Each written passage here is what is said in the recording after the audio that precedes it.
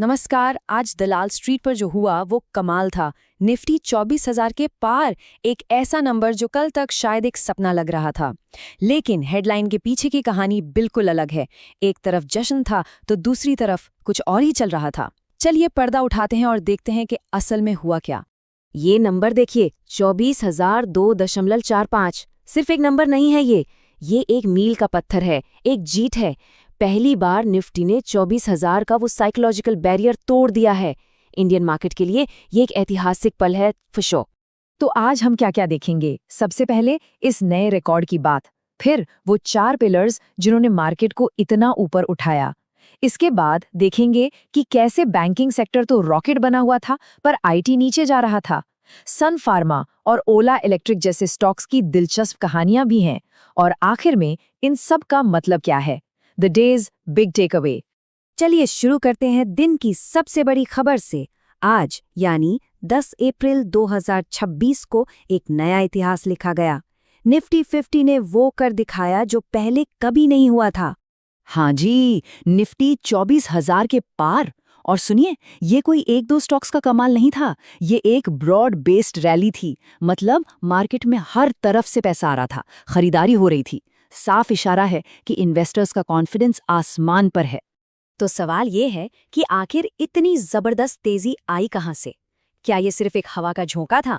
नहीं, इसके पीछे थे 4 मजबूत पिलर्स। चलिए एक एक करके देखते हैं। तो ये 4 पिलर्स क्या थे? नंबर 1, ईरान और यूएस के बीच टेंशन का कम होना, जियोपॉलिटिकल रिलीफ जिसे कहते हैं। नंबर 2, क्रूड ऑयल का $100 से नीचे आना, जो हमारी इकोनॉमी के लिए हमेशा गुड न्यूज़ होती है। नंबर 3, ग्लोबल मार्केट्स में भी तेजी का माहौल था। और चौथा, हमारा रुपया डॉलर के सामने मजबूत हो रहा था। इन सब ने मिलकर मार्केट के लिए एक परफेक्ट माहौल बना दिया। लेकिन मार्केट में हमेशा एक लेकिन होता है ना? हर कोई इस पार्टी में डांस नहीं कर रहा था। आज की कहानी एक ही मार्केट के 2 अलग-अलग चेहरों की थी। एक तरफ जश्न तो दूसरी तरफ संघर्ष। और ये डाइवर्जेंस सबसे साफ दिखा फाइनेंशियल और आईटी सेक्टर में। बैंकिंग स्टॉक्स 1.6% ऊपर, 6 हफ्तों की हार का सिलसिला तोड़ दिया इन्होंने। वहीं दूसरी तरफ आईटी सेक्टर, सबका फेवरेट, 1.5% नीचे। और इसको नीचे खींचने वाले इसके अपने ही बड़े प्लेयर्स थे। ये चार्ट तो पूरी कहानी खुद ही बता रहा है। देखिए, एक तरफ फाइनेंशियल्स का हरा बार पॉजिटिव ग्रोथ, दूसरी तरफ आईटी का लाल बार नेगेटिव टेरिटरी में। इससे साफ पता चलता है कि मार्केट का मूड कितना डिवाइडेड था।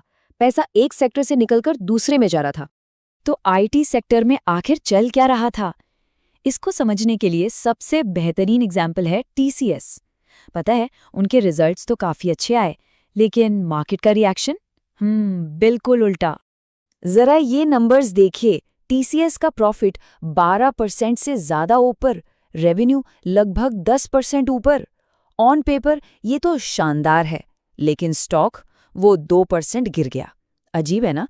ये दिखाता है कि इन्वेस्टर्स को अभी के रिजल्ट से ज्यादा आईटी सेक्टर के फ्यूचर की चिंता है।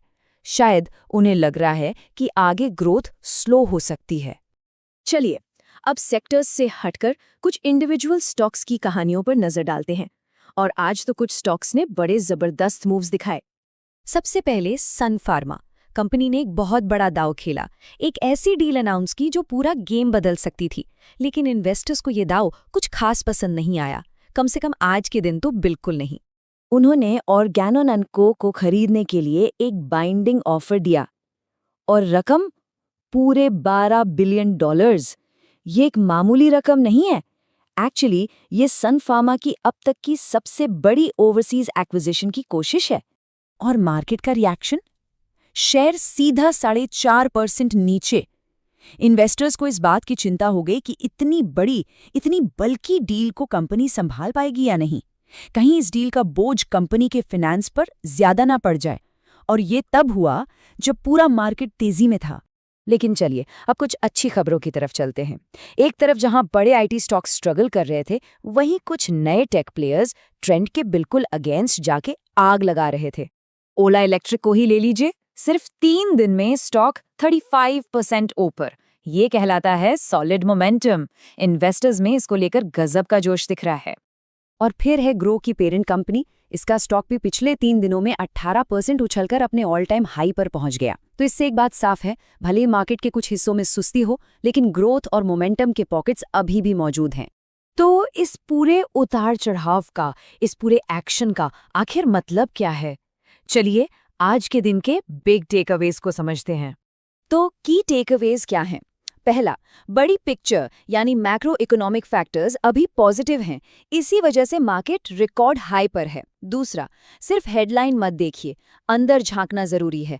फाइनेंशियल्स इन है, आईटी आउट है। तीसरा, मार्केट मोमेंटम को रिवॉर्ड कर रहा है, लेकिन महंगे सपनों को, कॉस्टली एम्बिशंस को पनिश भी कर रहा है, जैसा सन फार्मा के केस में देखा। और आखिरी बात, रिकॉर्ड हाई के नीचे हमेशा एक मिली जुली कहानी चलती है, कहीं मजबूती तो कहीं कमजोरी।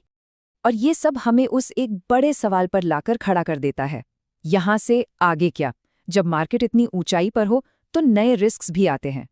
तो क्या ये रैली टिकने वाली है या फिर एक करेक्शन आने वाला है? जवाब तो वक्त ही देगा, लेकिन एक बात पक्की है, आने वाले दिन काफी दिलचस्प होने वाले हैं।